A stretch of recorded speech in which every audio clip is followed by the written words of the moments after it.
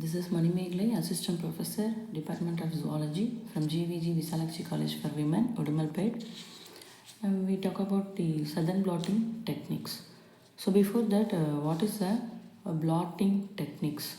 The blotting techniques is a transfer of DNA, RNA or proteins by gel electrophoresis to a nitrocellulose paper or nylon mesh for separation, identification and analysis is called a blotting techniques or blot transfer. And the types of the blotting are southern blotting, northern blotting and western blotting. Southern blotting is mainly for a DNA, northern blotting is only for the RNA and western blotting is for proteins. So coming to the southern blotting techniques. So what is the general definition for southern blotting?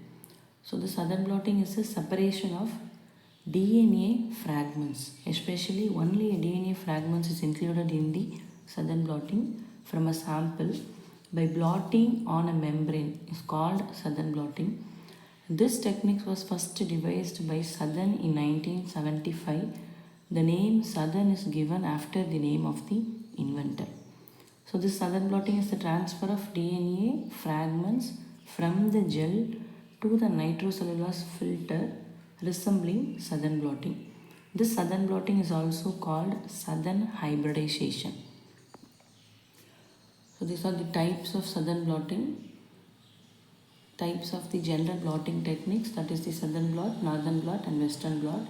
It is used to detect DNA in southern blot. In northern blot it is used to detect RNA. In western blot it is used to detect protein. So southern blot, he is the Edwin Meller Southern, who was first inventor of this southern blotting. He is a British biologist. So what is the principles coming under the southern blot?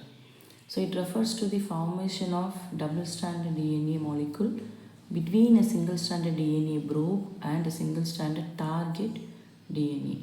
The transfer of the electrophoresis of carrier membrane is usually nitrocellulose and subsequent detection of the target DNA by probe hybridization. So what are the steps involved in the southern blotting?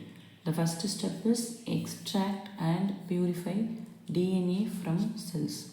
The second one is DNA is restricted with enzymes. The third step is separated by electrophoresis. The fourth one is denature the DNA. And the fifth step is transfer to nitrocellulose paper. The sixth step is add labeled probe for hybridization to take place. The seventh step is wash off unbound probe. The final one is autoradiography. So these are the apparatus of southern blotting: a weight, a paper towel stack, Whatman paper stack, membrane, gel, Whatman paper, saran wrap, and this is the platform and the transfer buffer. These are the points coming under the southern blotting apparatus. So what are the first point coming under the extract and purify DNA from cells? So here the isolate the DNA from the material in the nucleus. It will be incubate a specimen with detergent to promote the cell lysis. After the cell lysis, its cellular proteins and DNA will freeze and the proteins are enzymatically degraded by incubation with proteinases.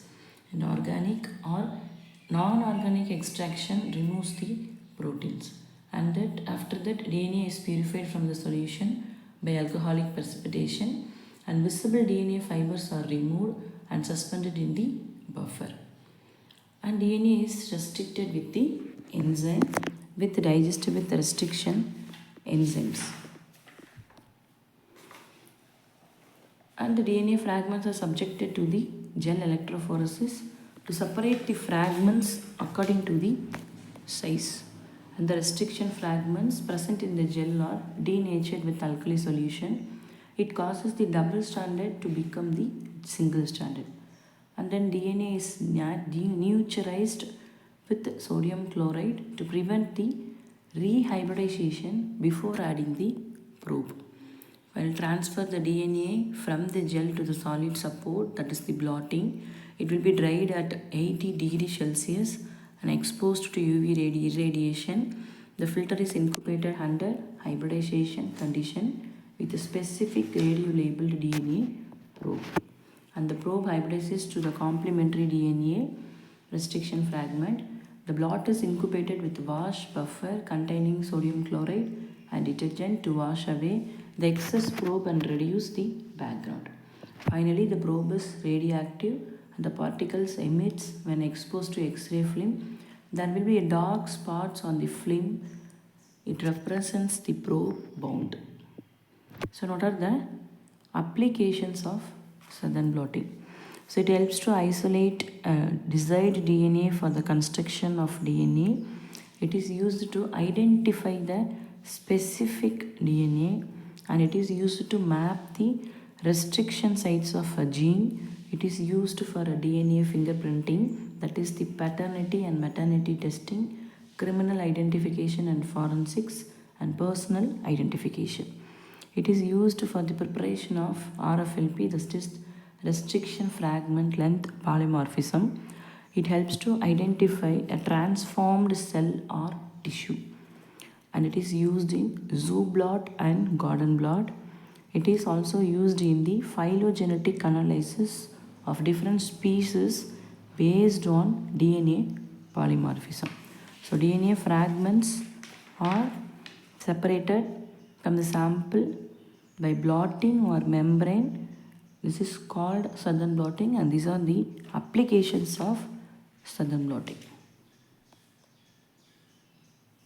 It's also including in the forensic detection of mutation, criminals, deletion of gene arrangements, mapping of restriction gene, and diagnosis of infectious diseases, and prognosis of cancer, and prenatal diagnosis of genetic disease. These are all the important applications of southern blotting. Thank you.